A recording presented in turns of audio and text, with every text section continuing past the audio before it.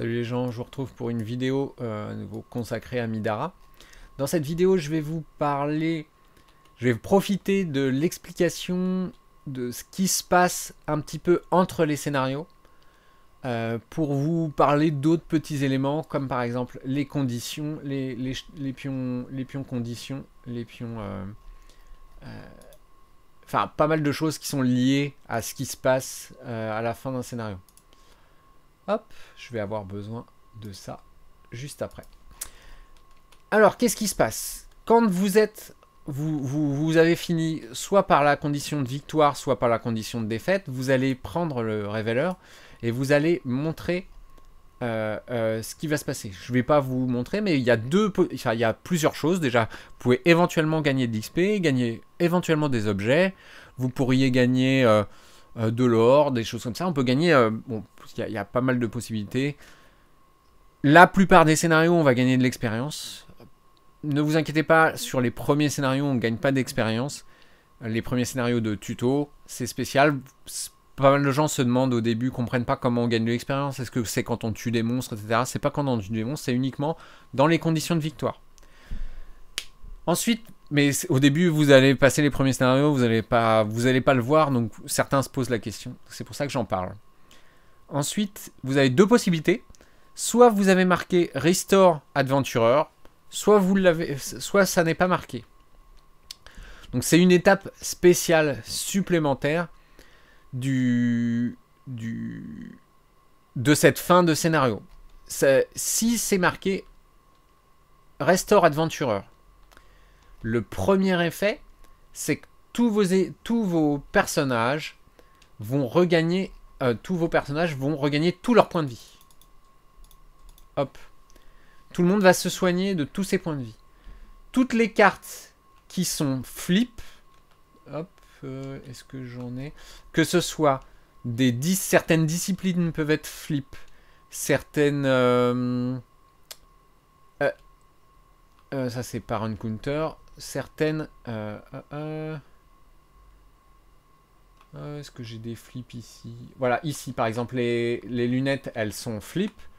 Donc elles n'ont pas moyen de se retourner autrement. Elles vont être flip.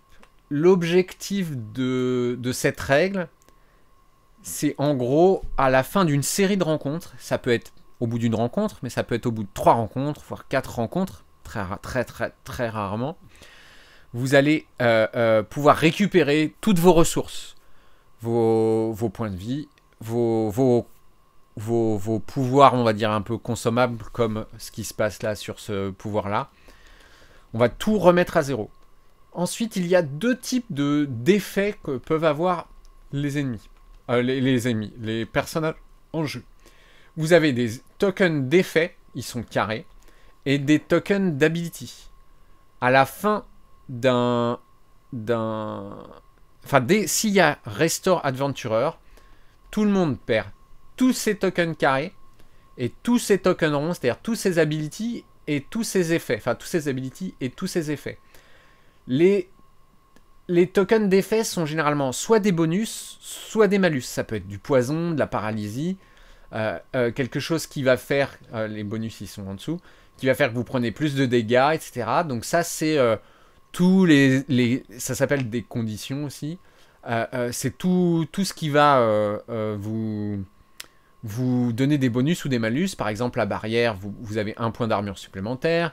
Le courage, vous avez des bonus en plus. Le haste, vous avez des points de stamina, donc des points d'action au début de chaque tour, enfin au début de chaque phase de statut du personnage qui a le statut, etc. Donc quoi qu'il arrive, quand il y a un restore, on va perdre ces trois-là. Enfin ces deux types de tokens-là, on partira de 0. On partira de 0. Si jamais... Alors, il y a des ennemis, enfin une discipline qui permettent d'invoquer, ou même quelques objets très rares dans le jeu, qui permettent d'invoquer des espers, donc des créatures alliées. Elles disparaissent dès qu'il y a la phase de restauration, donc il faudra quelque chose pour les réinvoquer. Enfin, utiliser la discipline ou utiliser à nouveau l'objet. Il y a un objet qui se flippe, qui permet d'invoquer des ennemis, etc. Excusez-moi, si je me perds un petit peu, dans la navigation. Donc ça, c'est si vous avez le restore, c'est quasiment le plus simple. Vous remettez quasiment tout à zéro. Ensuite, si vous n'avez pas le restore, c'est là où ça se complique. Vous n'allez pas retourner votre defensive core là qui avait une action. Pardon, c'est pas celui-là. Vous n'allez pas retourner vos lunettes. Elles resteront flip. Donc globalement, les cartes qui sont flip, c'est pour tout un. Elles ne seront utilisables qu'une seule fois pour tout un groupe d'encounter. En revanche, si vous avez quelque chose qui est utilisable comme ceci une fois par encounter, vous allez pouvoir le récupérer. Donc il y a un petit token qui sert à dire que vous l'avez utilisé. Hop. Bon, il est un peu grand en fait dans la version ici. Donc là, je le retire. Qu'il y ait le restore ou pas, je vais le retirer. Donc même s'il n'y a pas le restore, je vais récupérer. Comme c'est une encounter. Une encounter, c'est... Alors pas une page, c'est vraiment un scénario avec une mise en place, etc. Ensuite, qu'est-ce qu'on fait? Si jamais vous avez plus de la moitié... Vous avez perdu plus de la moitié de vos points de vie, vous allez... que vous ayez été vaincu ou pas, hein, d'ailleurs, c'est strictement identique. Par exemple, elle a 12 dégâts. Elle a été vaincue pendant ce scénario-là. Quoi qu'il arrive, elle va reprendre le scénario suivant, s'il n'y a pas eu de restore, hein, je rappelle, avec 6 points de dégâts sur elle. C'est pareil, si jamais je ne suis pas vaincu, mais j'avais commencé avec 10 points de dégâts, et ben je reviens avec 6. Donc je ne peux pas partir en scénario avec plus de la moitié de mes points de vie en dégâts. Il y a une exception, ce sont les espers, donc les créatures que l'on invoque. Celles-ci ne se soignent pas automatiquement entre deux scénarios. Donc les espers, ce qu'ils ont pris entre deux combats, bah, c'est permanent. Ça peut être soigné via d'autres effets, mais il n'y a pas de soins gratuits entre les scénarios. C'est une nouveauté. Tous les experts ont vraiment énormément changé entre la 1.0 et la 1.1. Je ferai, comme je l'ai déjà expliqué, je parlerai un petit peu en détail du fonctionnement des experts, mais là, on fait ça. Ensuite, qu'est-ce qui peut se passer? Vous pouvez avoir ce qu'on appelle, c'est pas vraiment un spoiler, mais un story round. Donc là, c'est un petit peu particulier. C'est le moment où on peut dépenser son XP. Hop, alors je vais... Bon, regardez pas trop tous... Ah, regardez pas. Voilà. Vous avez un story round ici. Ça spoil pas trop. Hein. C'est pas vraiment un spoiler. Donc qu'est-ce qui se passe? Ils vont vous expliquer que vous avez le droit de dépenser votre or dans une boutique.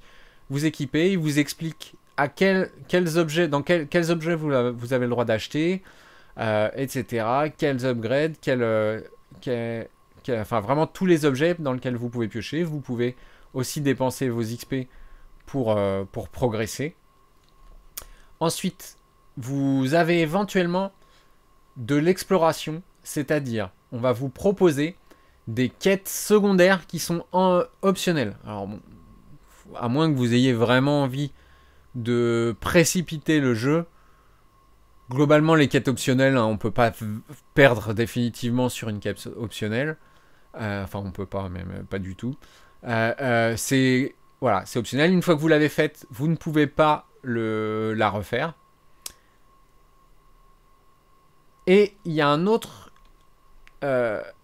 pouvoir un petit peu différent, un autre type de quête. Il y a les quêtes d'histoire qui seront obligatoires, les quêtes secondaires qui sont optionnelles, et les quêtes, ce qu'on appelle les bounties. Donc les bounties, il y a un seul bounty pour l'instant disponible dans votre boîte. Vous avez un petit livret à part. Je ne sais pas si je vais vous le trouver. Il est ici, Bounty Book, voilà. À quoi il ressemble. S'il finit de charger. Voilà, Blighted Terror, difficulté 2. C'est une série de quêtes. C'est un petit peu plus d'une quête. Vous le commencez, vous déclarez que vous le commencez, vous allez au bout de cette série. Et si vous sortez d'une manière ou d'une autre, bah, vous reviendrez à cette page-là. Après une side quest, on revient à cette page-là également. Donc ici, on vous dit qu'on peut tenter un 1 crâne ou un 2 crânes. Juste pour info, le 2 crânes, dans le livret de règles, il conseille d'attendre d'être équipé en uncommon pour pouvoir le faire. Alors techniquement, quand on rate un bounty, c'est pas très grave. On pourra le retenter lors d'un futur story round. Donc pas exactement sur la page 47, mais vous avez un autre story round qui vous dit que vous avez le droit de faire un bounty niveau 2. Vous aurez le droit de le refaire. Donc en théorie, si vous êtes un peu chaud, vous pouvez le faire direct. Vous n'allez pas perdre grand chose. Vous n'allez rien perdre si vous le à part tenter une fois. Alors vous avez très très peu de chances de succès. Donc éventuellement, alors ça dépend si vous avez envie de rallonger la sauce ou pas, enfin le temps de jeu de la campagne. Voilà. Et ensuite, une fois que vous avez fait tout ce que vous avez à faire, donc quand on revient sur la page, on peut à nouveau shop on train. Donc ça c'est pas mal, on va pouvoir le faire éventuellement plusieurs fois. Et ensuite, quand vous êtes prêt, vous avez fait tout ce que vous avez à faire dans les petites quêtes d'exploration. Plus ou moins petites quêtes d'ailleurs.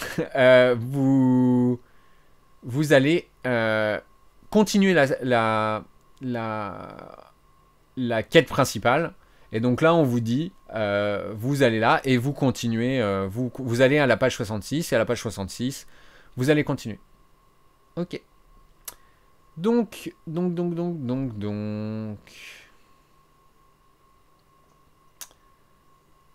bien, c'est pas mal tout ça. Je vais vous parler de l'expérience très rapidement. Donc, vous avez... Hop. Excusez-moi, si je vais à nouveau rechercher. Hop. Vous avez 5 disciplines dans lesquelles vous allez pouvoir progresser. Donc, je vais vous les décrire très rapidement. C'est martial. Hop. Tout ce qui est lié aux armes. Plutôt quand même de corps à corps. Plutôt de corps à corps. Vraiment lié aux combattants. Vous avez l'assemblage. Alors l'assemblage, c'est lié à l'invocation d'alliés. Mais pas que. Vous avez d'autres effets. Par exemple, les familiers dont je vous ai déjà parlé. Vous avez aussi des moyens de donner des effets positifs qui ne sont pas forcément liés aux ennemis. Vous avez un truc très fort qui permet de relancer vos dés d'attaque éventuellement, etc. Donc il y a pas mal de choses.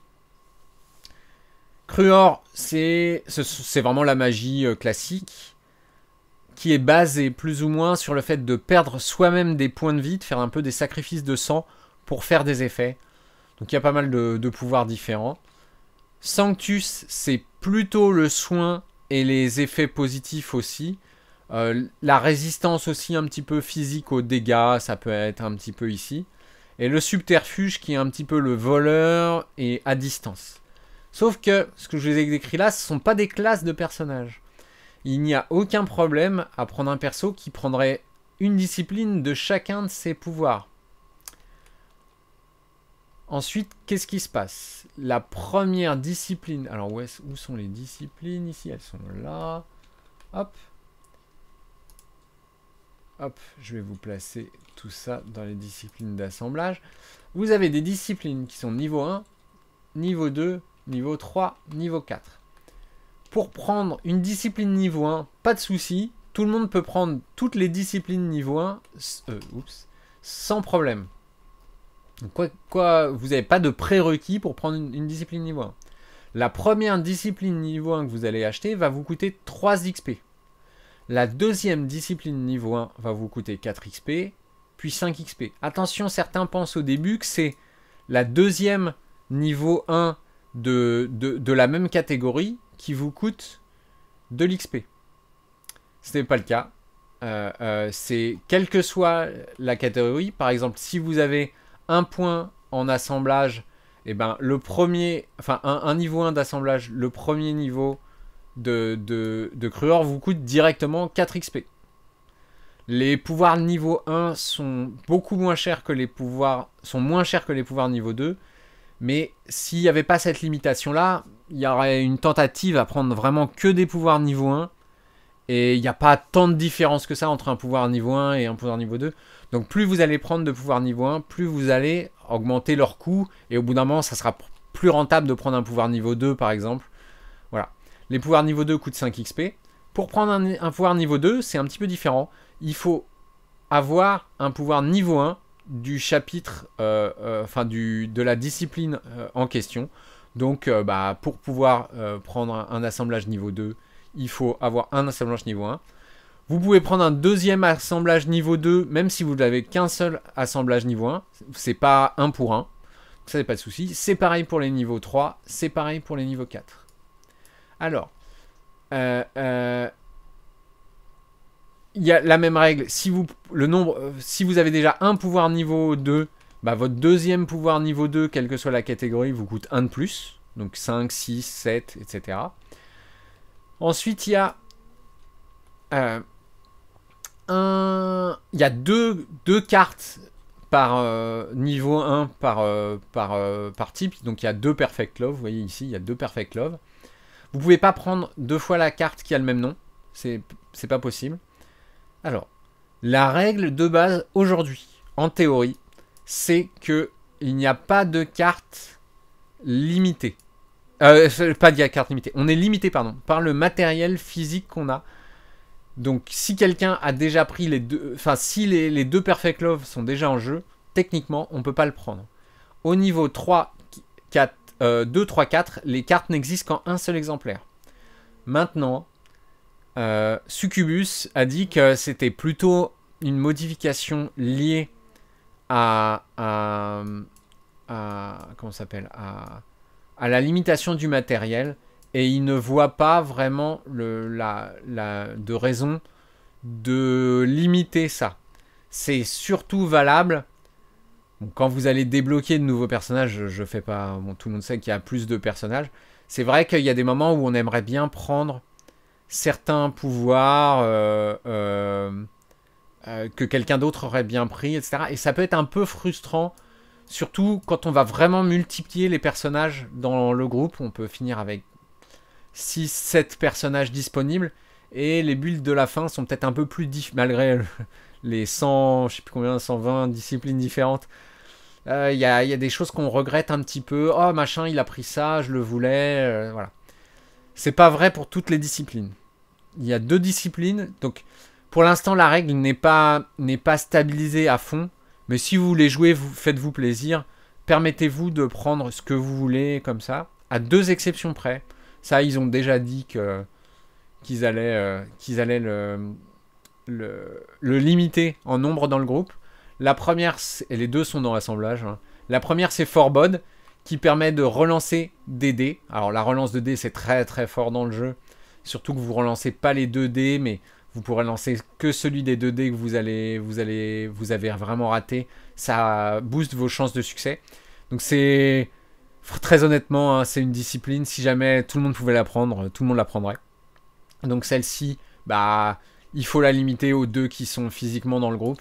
Et la deuxième, c'est une niveau 2. C'est le summoning qui invoque des espers. Et sinon, le groupe jouerait systématiquement à 8 personnages. Enfin, 4 plus 4 summon. Ça ne fonctionnerait pas.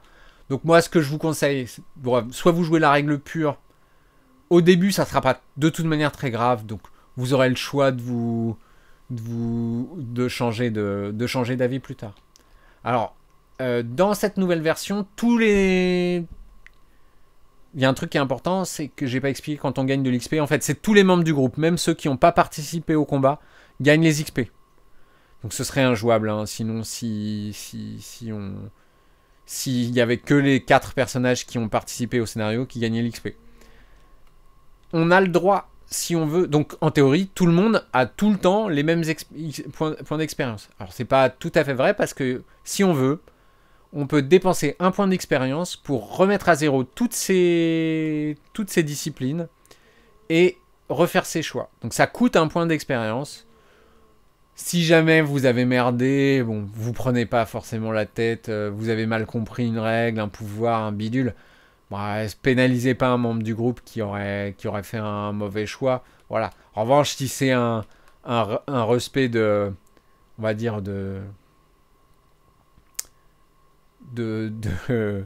confort, il faut le faire payer au personnage qui décide de changer ses cartes quand même. Voilà. Donc ça, c'est tout ce qu'on fait avec l'expérience. Alors c'est très riche, c'est très fort, il y a des builds qui sont beaucoup plus forts que d'autres pour être très franc. Ah oui, alors ça doit être pas loin d'ici. Il y a une petite liste où vous allez tout voir. Hop. Ou pas, parce que je sais pas où elle est rangée. Moi, tant pis. Je vais pas vous la trouver, il y a une liste où on voit tous les trucs, il y a vraiment beaucoup de choses. C'est une des forces du jeu. Enfin, vraiment, pour moi, c'est vraiment très très fort. Donc, ce qu'on peut faire également pendant les phases de shop ici, c'est acheter des... hop, je vais vous le remontrer. On peut acheter des... Donc, tous les accessoires. Donc, les accessoires ne sont pas liés à un tiers désormais. En revanche, leur prix augmente. Donc, si plus vous l'achetez tard, plus vous changez votre accessoire tard, plus il augmente. C'est un peu bizarre. Ils réfléchissent à une règle alternative. Mais bon... Faites la règle normale, vous prenez pas la tête. Ensuite, il y a tous les upgrades que les joueurs ont débloqués. Alors au début, il n'y a pas aucun upgrade, donc c'est des bonus qu'on peut mettre sur les cartes. Maintenant, je vous souvenez, il y a des cartes qui sont des monster loot, je vous en ai parlé, voilà. Les monster loot, si on veut, on peut le défausser pour... je sais pas où sont les cartes de monster... Où sont rangées les cartes de monster loot d'ailleurs. Les cartes de Monster Loot, je ne sais pas où sont les Monster Loot. Enfin, les cartes d'upgrade, elles sont là. Les cartes de Monster Loot, je ne sais pas.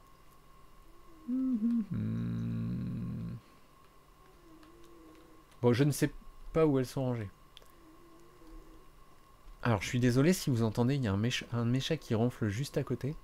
Et il ronfle un petit peu fort. Bon, c'est pas grave, je ne sais pas où... Ah si, bah ils sont ici. Monster Loot.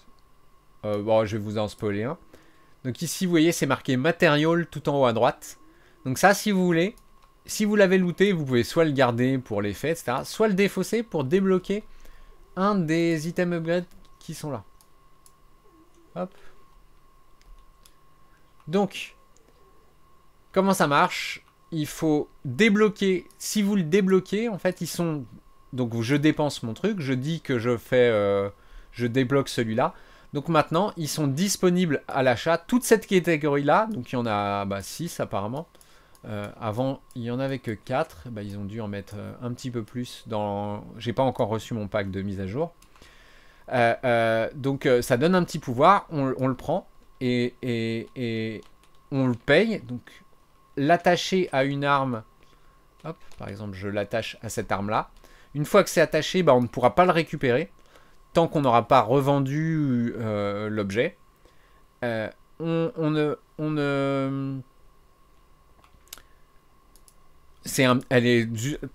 tout ce temps-là, elle est indisponible. On l'a associée. Et ça donne un petit effet ici qu'on peut exhauster pour donner plus 1 à la force d'un sort, par exemple, etc. Pour l'attacher, il y a un coût qui dépend du niveau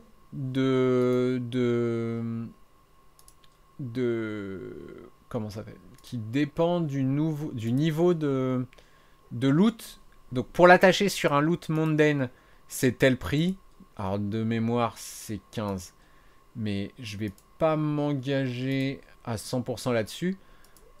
Donc ça, c'est la page qui vous dit comment on construit le deck de loot. Donc c'est pas ici. Ah, c'est ici. Hop, ça doit être là. Voilà, attaché sur un Mundane, c'est ça, c'est 15. Attaché sur un Common, c'est 30. Les loot, les upgrades n'ont pas de niveau et ils vous précisent sur quel type de carte vous pouvez le mettre. Universal, on peut le mettre sur tout. On peut le mettre sur une arme comme sur un objet. Les armes à deux mains permettent de mettre 2 upgrades dessus, puisque vous en avez qu'un, alors que sinon ça donnerait un bonus à ceux qui ont 2 armes à une main. Les weapons peuvent être mettre que sur des armes, etc. Donc il va falloir bien choisir ce que vous allez faire. Voilà. Donc ce qu'on peut faire en défaussant une carte avec le matériel, c'est ces 3 trucs-là au choix. Gagner 25 d'or, bon, je vous le déconseille très fortement avant la toute fin du jeu, quoi. Enfin, même et puis à la toute fin du jeu, 25 d'or, ça va pas vous faire rêver.